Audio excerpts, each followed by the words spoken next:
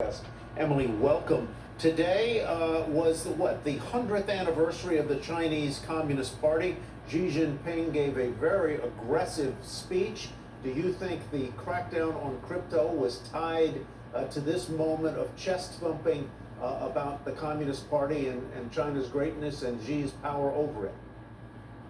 I think it's quite likely that China would have cracked down on crypto anyway, but I think the timing is no accident. If you spend a lot of time in China, you'll observe that these big political events tend to, in the run-up to of these big political events, there tends to be crackdowns of some kind. Sometimes it's of the internet censorship, sometimes it's crackdowns on anything that can be seen as causing social instability or political unrest. And I think in China, crypto fits into that category because it's a new industry, it's notoriously volatile, and new investors could end up losing a lot of money.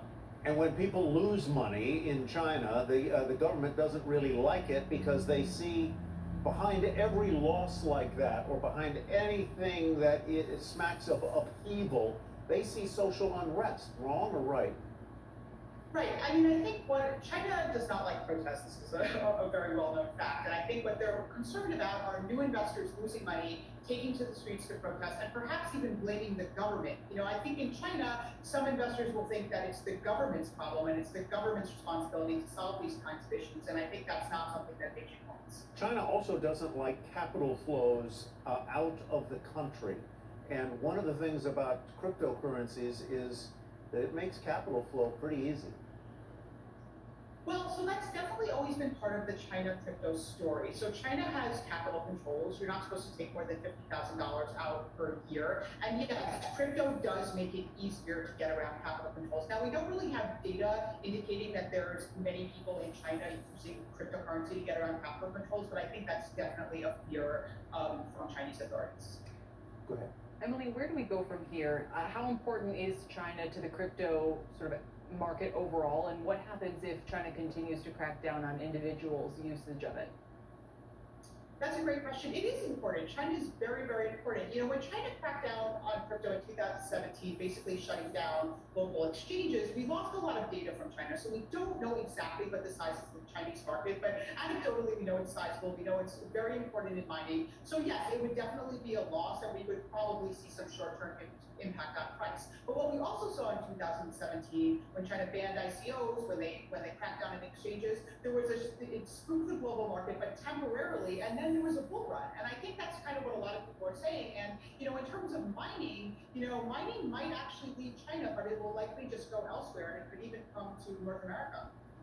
So as you look at the crypto market broadly, there are lots of challenges. One is volatility that can scare people. Two is the concern over the environmental impacts of mining crypto. And three would be government concerns, or whether there are going to be more governments that effectively crack down on it. Are there any other risks that I'm leaving off, number one? This is for educational purposes only. I'm learning about cryptocurrency. That cluster of risk against the potential for gain.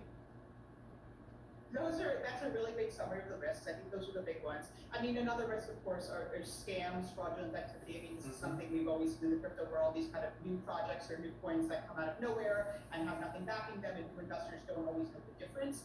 I think, one thing that the crypto industry has been very vulnerable to is the outsized impact of certain individuals like Elon Musk. Elon Musk tweets and the crypto market reacts, which seems maybe not that appropriate for, an industry that's supposed to be decentralized.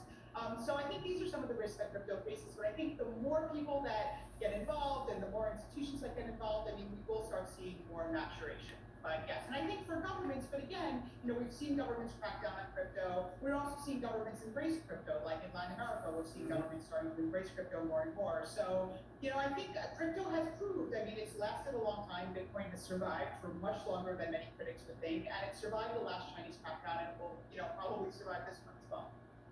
All right, Emily Parker of Coinbase, thank you very much for your time and insight today. We appreciate it.